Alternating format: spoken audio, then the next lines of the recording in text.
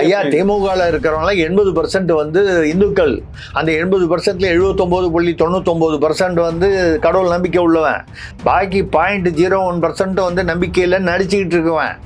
இந்துக்கள் கோயில் அறநிலையத்துறையிலேருந்து எடுத்து சரி இங்கே கொடுக்குறீங்க இல்லையா? உண்மையில நீங்கள் சொல்ல மாதிரி தான் நடக்குதா சார்?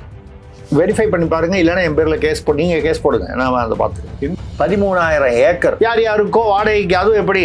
ஒரு வருஷத்துக்கு 1000 ரூபா வாடகை, 2000 ரூபா வாடகை, 3000 ரூபா வாடகை. ஒரு மசூதியோட நிலத்துல வந்து நீங்கள் வந்து ஒரு இந்துவை வந்து கடை கட்டிக்கொள்ள அனுமதிப்பீர்களா? சர்ச்சு வாசலில் கடை போடுறவன் வந்து இந்துவாக இருந்தால் விட்டுருவாங்களா?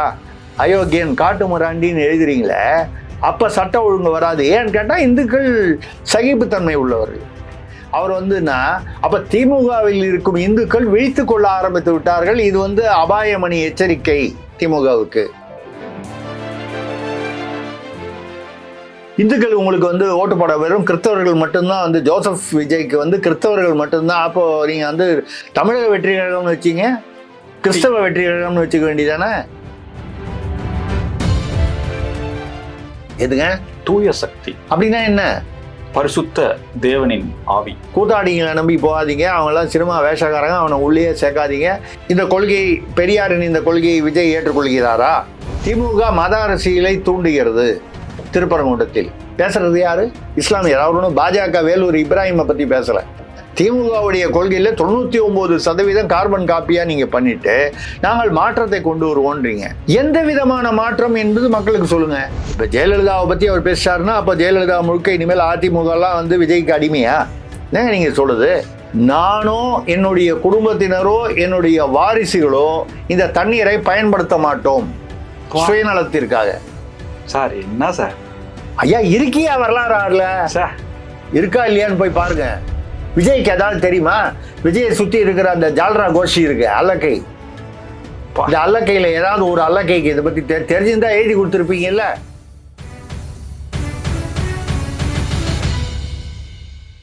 ஸ்பெக்ட்ரம் தமிழ் நேயர்களுக்கு வணக்கம். நம்மோடு மூத்த பத்திரிகையாளர் திரிசக்தி சுந்தரராமன் இருக்கிறார், பேசலாம். சார் வணக்கம். வணக்கம், சொல்லுங்க ராம்கி. நல்லா இருக்கீங்களா சார்? ஃபர்ஸ்ட் கிளாஸா இருக்கேன். தங்களுடைய தயவால சேனல் போயிட்டு இருக்கு சார். என்னுடைய தயவால இல்ல, இறைவனின் அருளால, அவ்வளவுதான். அது மட்டும் இல்லாம திரிசக்தியா தான் எங்கள் இறைவன் அப்படியும் வச்சுக்கலாம். அதை விட முக்கியமா வந்து அன்பான நேயர்களின் அருளால, அதுதானே முக்கியம். தகவல் தான் இங்க. நம்ம வந்து ஒரு கருவி தான். அதை வந்து ஆதரவு கொடுத்து உங்களை வளர்ப்பவர்கள் வந்து அந்த பக்கம் கடவுள், இந்த பக்கம் நேயர்கள். அப்ப நேயர்கள் தான் கடவுள். ஆரம்பிக்கலாம்.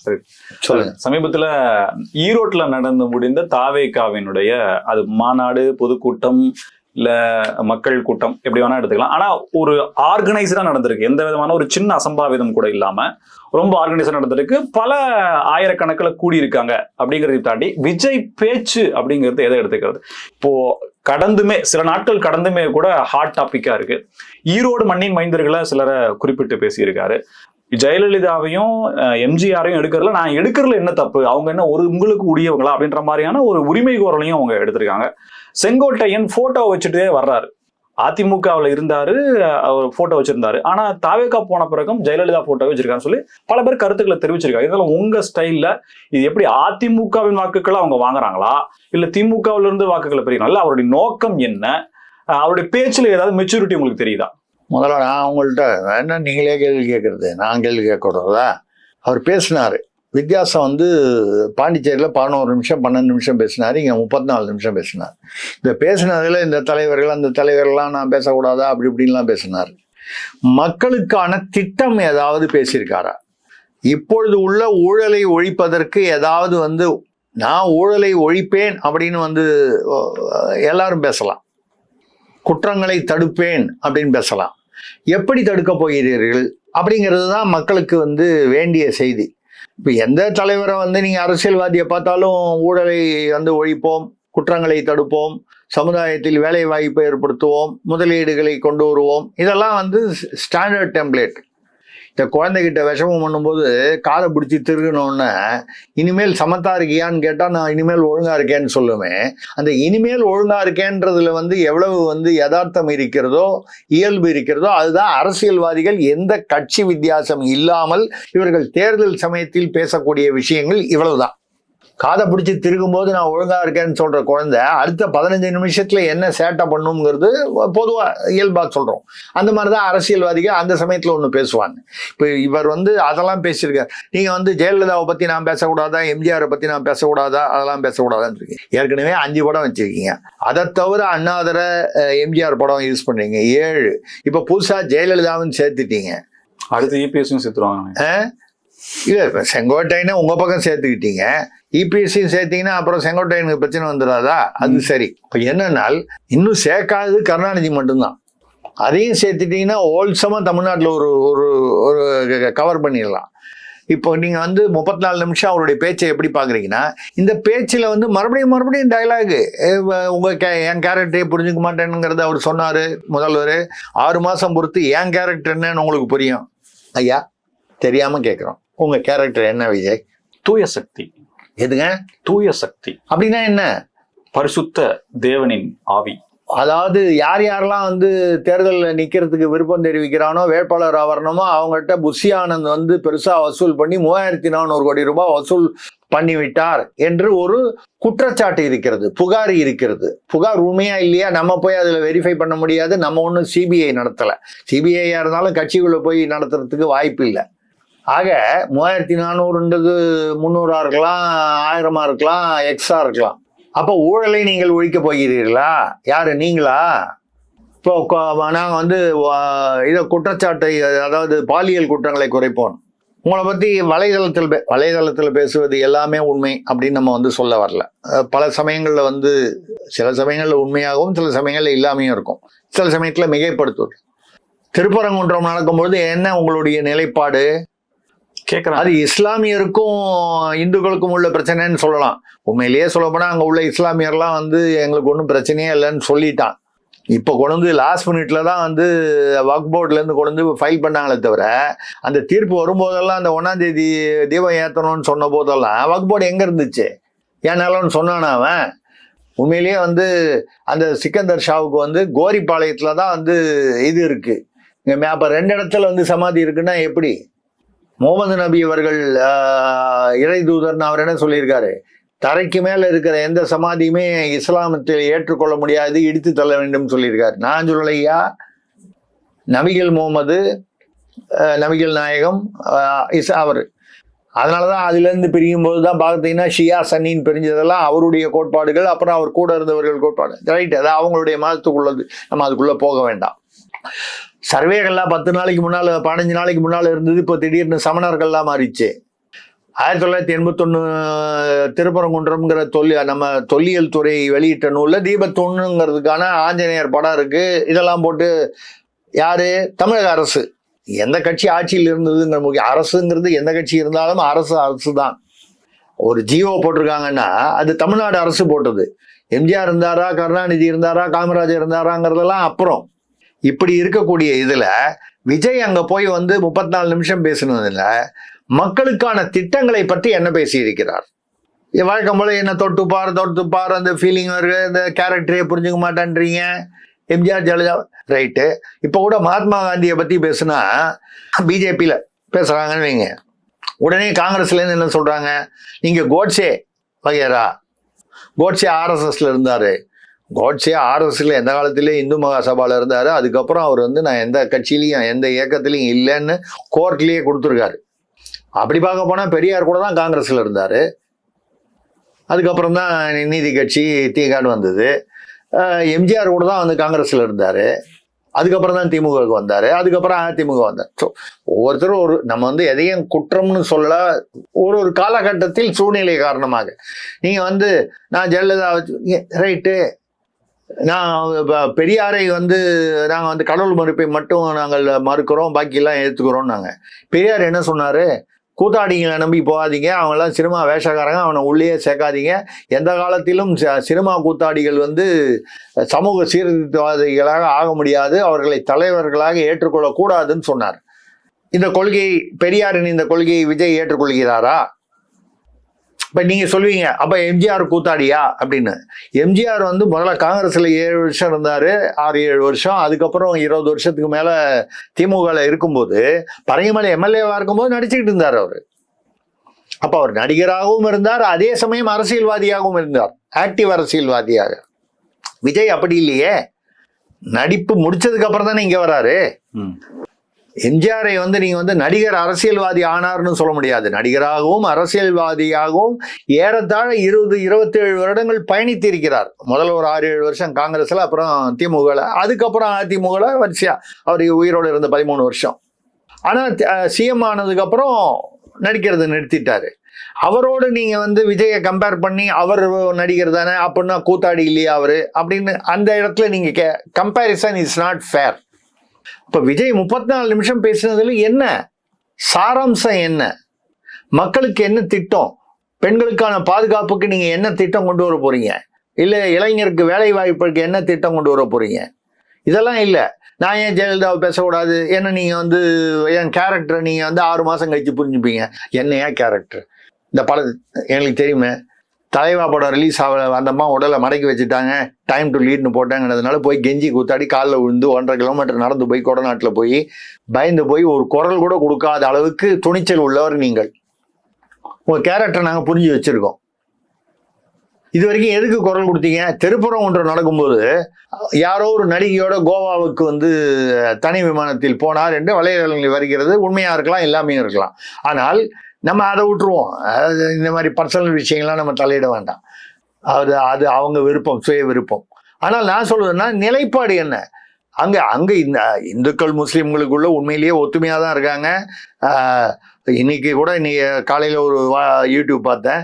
அந்த ஒருத்தர் வந்து ஒரு தம்பி திமுக குடும்பத்தை சேர்ந்த ஒரு இவர் வந்து தீக்குளிச்சு இறந்திருக்கார். அவர் திமுக குடும்பத்தை சேர்ந்தவர், அதாவது குடும்பமே திமுகவில் உள்ளவர். பூர்ணச்சந்திரன். அந்த பூர்ணச்சந்திரன் வந்து தீ குளிச்சுட்டு ஈவேரா சிலைக்கு முன்னால போய் இறந்திருக்காரு. ஆனா திமுக காசு தரல, பாஜக தான் 10 லட்ச ரூபா கொடுத்துருக்குன்னு நினைக்கிறேன். சரிங்க, நான் சொல்ல வர்றது என்னன்னா, திமுகவுக்கு இது எச்சரிக்கை. திமுகவில் உள்ள இந்துக்கள் விழிப்புணர்வு அடைய ஆரம்பித்து விட்டார். எனக்கு அடிப்படையிலே ஒரு கேள்வி சார், அவரு இவ்வளவு பக்தரா இருக்கிறவரு எப்படி கடவுள் மறுப்பு கொள்கை வச்சிருக்க திமுக உறுப்பினரா இருந்தாரு?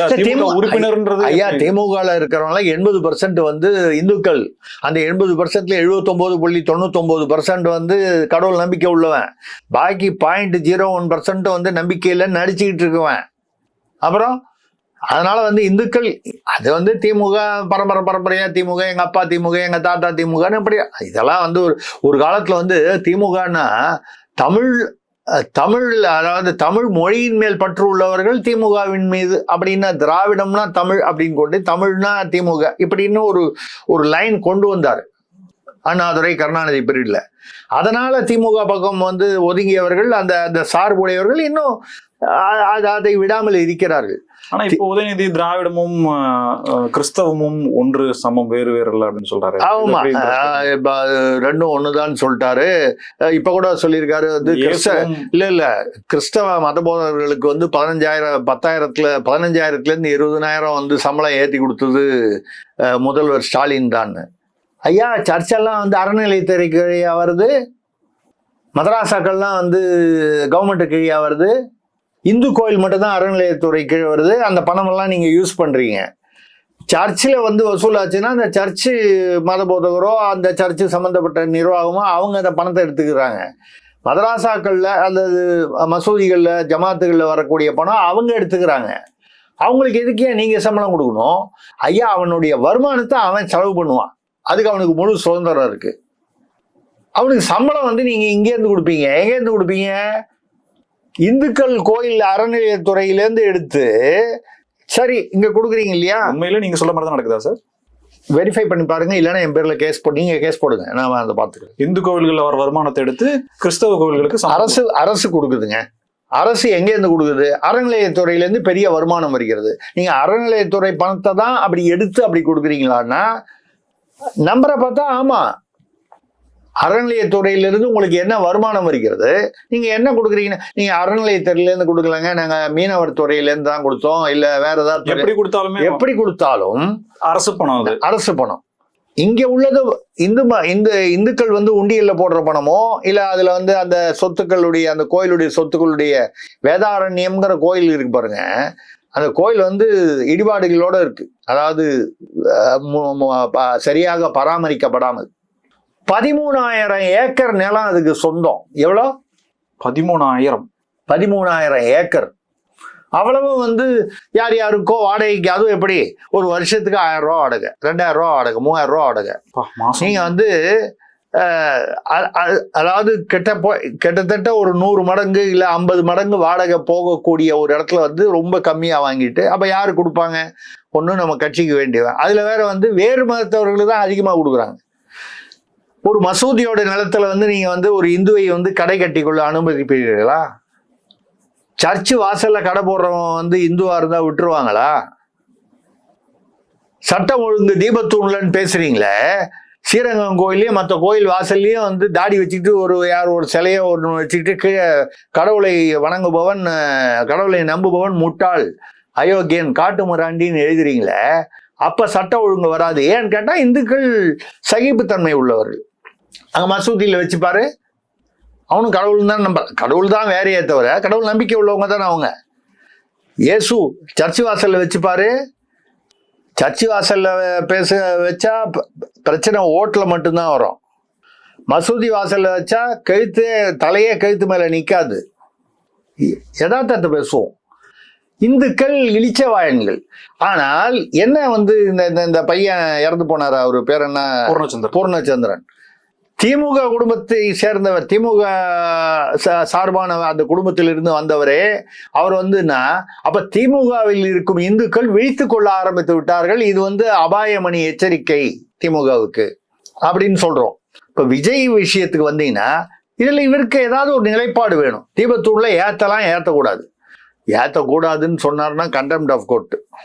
சரியோ தவறோ அது எதுவோ வந்து ஒரு நீதிபதி ஹைகோர்ட்ல இருந்து ஒரு தீர்ப்பு கொடுத்திருக்காரு.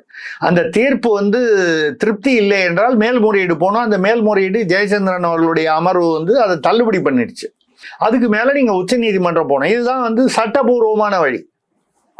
அதுல கூட வந்து ஒரு விகாஸ் சிங்னு ஒரு சுப்ரீம் கோர்ட்ல, நம்ம தமிழ்நாட்டில் வந்து வக்கீலுக்கெல்லாம் வந்து மூளை இல்லை, திமுகவில் இருக்க மூத்த வழக்கறிஞர்கள் கூட வந்து திறமை இல்லைன்னு திமுக தலைமை நினைக்குது போல இருக்கு.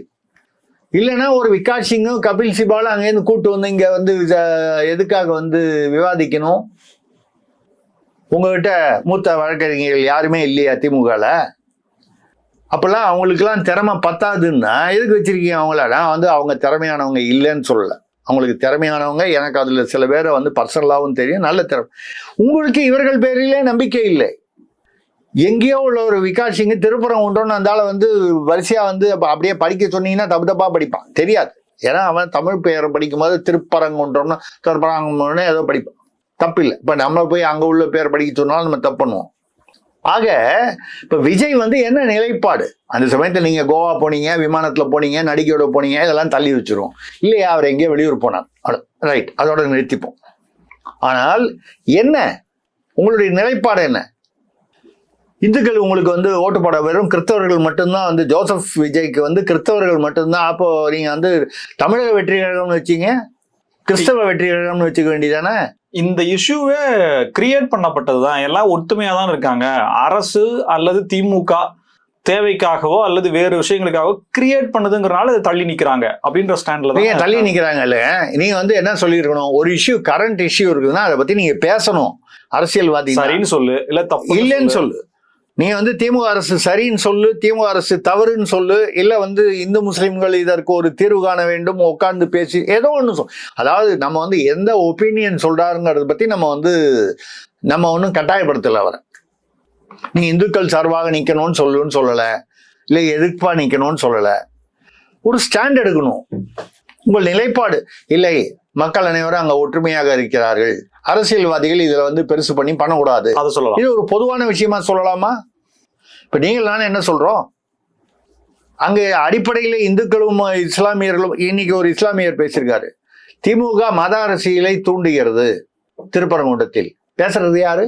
இஸ்லாமியர். அவர் ஒன்றும் பாஜக வேலூர் இப்ராஹிமை பத்தி பேசல, சாதாரண ஒரு பாமர மக்கள்ல வர ஒரு இஸ்லாமியர், ஒரு பெண்மணி பேசுறாங்க. அது ஏன் வந்து இந்து பண்டிகைக்கெல்லாம் நீங்க வாழ்த்து சொல்ல மாட்டேங்கிறாரு முதல்வர்? இது தவறு. எங்களுடைய பண்டிகைகளுக்கு மட்டும் சொல்றது வந்து ஏதோ எங்களை வந்து ஏமாத்துறதுக்காக பண்றார். யாரு? இஸ்லாமிய பாமர மக்கள் வாங்குறவங்களே சொல்றாங்க. நான் என்ன சொல்றேன், விஜயை பார்த்து கேட்க வேண்டிய கேள்வி, ஐயா அது அவங்க திமுக எல்லாம் பண்றாங்க, ரொம்ப வருஷமா அப்படிதான் பண்ணிட்டு இருக்காங்க. நீங்க உங்களுடைய நிலைப்பாடு என்ன? ஏதோ ஒரு நிலைப்பாடு எடுங்கள். அதை பத்தி பேசாம ஒதுங்கி போகுது அந்த மாதிரி ஒரு மேட்டில் நீங்க எது ஒதுங்கி அப்ப நீங்க ஒதுங்கி போறதை தவிர நீங்க என்ன பேசுறீங்க, நாங்க ஆட்சிக்கு வருவோம், நாங்க வந்து ஜெயலலிதாவை நாங்க ஏன் வந்து போற்றக்கூடாது, நீங்க எல்லாரையும் போட்டுருக்கீங்க, கருணாநிதியும் போட்டுருக்கீங்க, அது உங்க இஷ்டம். நீங்கள் மாற்றத்தை கொண்டு வருவேன் இதுல நீட்டு அதே தான். திமுகவுடைய கொள்கையில 99% கார்பன் காப்பியா நீங்க பண்ணிட்டு நாங்கள் மாற்றத்தை கொண்டு வருவோன்றீங்க. எந்த விதமான மாற்றம் என்பது மக்களுக்கு சொல்லுங்க. நடைபெற்ற இடம் தடுமாற்றமா, மாற்றம்ங்கிறது தடுமாற்றமா, ஏமாற்றமா, எந்த விதமான மாற்றம் நடைபெற்ற ஒரு விஷயம் என்னன்னா, கரூர்ல நடைபெற்ற போது கவனக்குறைவு, தமிழக அரசு மேல தவறு, காவல்துறை மேல தவறுன்னு சொல்லும்போது அப்பவே ஆரம்பத்திலே நம்ம பேசியிருக்கோம். விஜய் அவருடைய கட்சி நிர்வாகிகள் ஒரு தனி படை அமைத்து ஒரு வாலண்டியர்ஸ் ஃபோர்ஸ் ஒன்று அமைச்சு இதை வந்து சரி பண்ணியிருக்கணும், குடிதண்ணீர் இதெல்லாம் பண்ணியிருக்கணும்னு. இப்போ செங்கோட்டையன் வந்ததுனால 9 தடவை எம்எல்ஏவா இருந்ததுனால அவருடைய அனுபவத்தினால ஓரளவுக்கு அதை வழிகாட்டி செய்து விட்டார். செங்கோட்டையன் மட்டுமில்லை, செங்கோட்டையன் மற்றவர்கள்னு சொல்லி நாம் அதை வரவேற்கிறோம், பாராட்டுகிறோம். அந்த இடத்துல ஒரு பெரிய நிகழ்வு எதுவும் நிக்கலன்னு. ஆனா 12 நிமிஷத்தை 34 நிமிஷமும் வெறும் பில்டப்பா தான், சினிமா டயலாகா தான் பேசுவீங்கன்னா, இந்த சினிமா டயலாக் நிறைய கேட்டுட்டோம் நாங்க.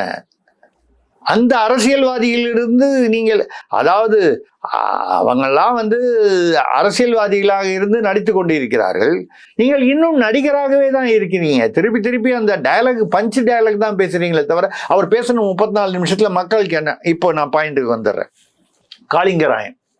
காளிங்கராயன் என்பவர் 1240 வாக்கில் சுமார் 700-800 வருடங்களுக்கு முன்னால அங்க வந்து பவானியிலிருந்து நொய்யல் வரைக்கும் ஒரு கிட்டத்தட்ட 70 கிலோமீட்டருக்கு மேல வந்து இணைப்பு ஏற்படுத்தியவன், கால்வாய் இணைப்பு. அந்த விவசாயிகள் இன்னி வரைக்கும் அதனால காளிங்கராயன் அணைன்னு பாராட்டி அவங்களுக்கு அவருடைய வாழ்வாதாரம். நொய்யல் வரைக்கும் அது அமராவதி வரைக்கும் கொண்டு போனோங்கிறது அவருடைய திட்டமா இருந்தது. அதுக்குள்ள அவர் இறந்துட்டார், சொந்த காசை போட்டு. அவர் சொந்த காசை போட்டு. அது மட்டும் இல்லாம அவர் வந்து மிகப்பெரிய ஒரு விஷயம் பண்ணாரு. பள்ளத்திலேருந்து மேட்டுக்கு வந்து தண்ணியை கொண்டு போனாரு. அது வந்து எதை கருவியோ உபகரணமோ மோட்டார் விஞ்ஞானம்லாம் ஒன்றும் இல்லை. அதாவது தடுப்பு அணை மாதிரி தடுப்பு சுழற்சின்னு ஏற்படுத்தி அந்த சுழற்சியுடைய வேகத்துல மேல போற மாதிரி இது வந்து ஒரு இயற்கை விஞ்ஞானம். அதை பத்தி விவரமா பேசுனீங்களா? உங்களுக்கு தெரியுமா?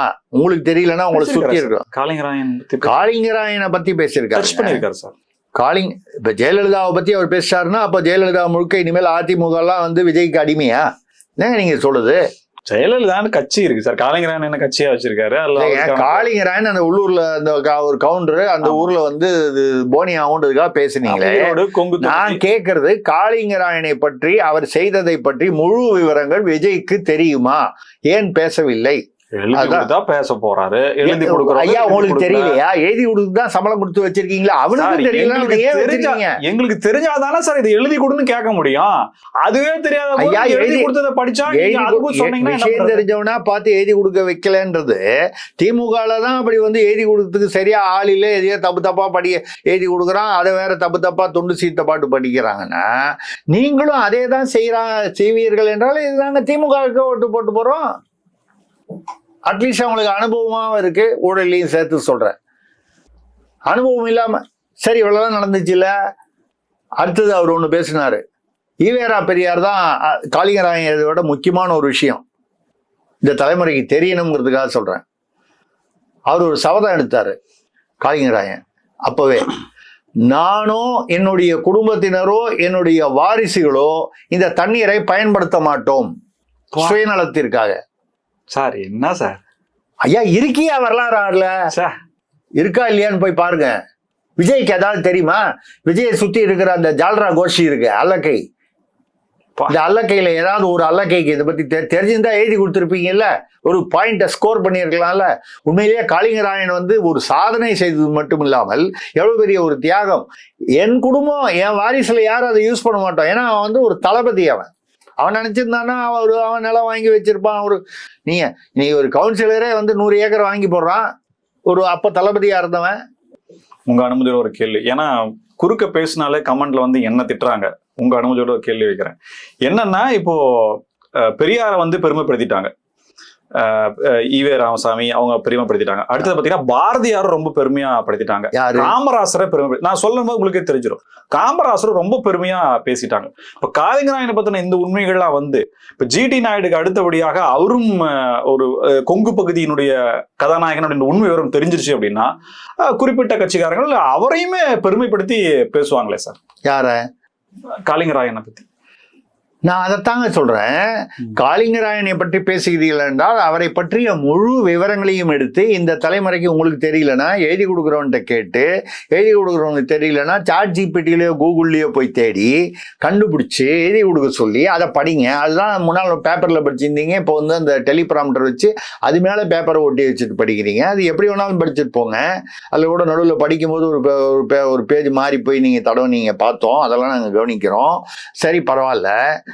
இயற்கையாக மக்களிடம் வந்து என்ன பேசணுமோ அந்த மனசுல உள்ள பாயிண்ட பேச தெரியாத ஒரு தலைவரை நம்பி எப்படிங்க நீங்க வந்து ஆட்சியை ஒப்படைப்பது? ஒன்றும் அவர் ஆட்சியை ஒப்படைப்பதுன்னா ஒன்றும் 40% வாங்கி அவர் முதல்வர் ஆயிடுவார்லாம் இல்லை. மக்கள் விரும்பும் முதல்வர்னு போட்டோம். நான் கூட தான் வந்து மக்கள் விரும்பும் பத்திரிகையாளர், மக்கள் விரும்பும் ஊடகவியலாளர்னு போட்டு நான் பட்டம் போட்டுக்கலாம், ஒரு போஸ்ட் என் செலவில் அடிச்சு ஒட்டிக்கலாம், அது வேற பெரிய விஷயம் இல்லை. பட் அப்படி போட்டதுனால நீங்க முதல்வர் ஆயிடுவீங்கன்னு நினைக்காதீங்க. 40% ஓட்டு வாங்கணும் சராசரியா தமிழ்நாட்டில். அந்த ஓட்டு வாங்கினாதான் யாரா இருந்தாலும் முதல்வர் ஆக முடியும். அப்படி இருக்கும்போது காளிங்கராயன், இப்ப நீங்க ஈவேராவை பத்தி சொன்னீங்க. ஈவேராவை பத்தி என்ன சொன்னார் அவர் தான் வந்து வகுப்புவாத பிரதிநிதித்துவத்தை கொண்டு வந்தார். அபத்தமான வாதம். அதுக்கு இங்கிலீஷ்ல வேற வேற வார்த்தையெல்லாம் இருக்கு, அது வேண்டான்னு பாக்குறேன். அபத்தமான வாதம். அதை கொண்டு வந்தவர் யார் தெரியுமா?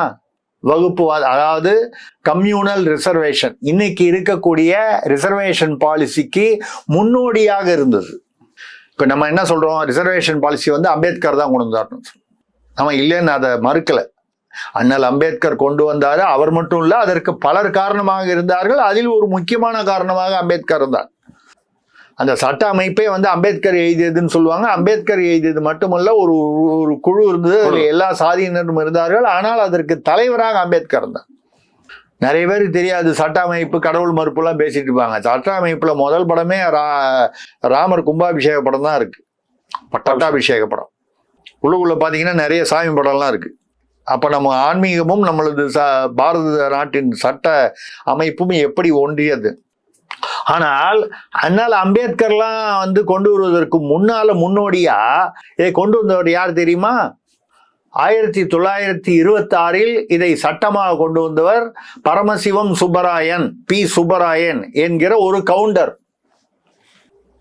அவர் என்னவா இருந்தாரு? மதராஸ் மாகாணத்துல விடுதலைக்கு முன்னாலேயே மெட்ராஸ் மாகாணம் பிரதமராக இருந்தார். அப்பெல்லாம் வந்து நம்ம இப்போ முதல்வர்னு சீஃப் மினிஸ்டர்னு சொல்றதுக்கு ஈக்குவல் வந்து பிரதமர். ஒரு மாகாணத்துக்கு பிரதமர், அதுக்கப்புறம் நாட்டுக்கு பிரதமர்னு அப்புறம் சீஃப் மினிஸ்டர் பி சுப்பராயன் அவர்கள்.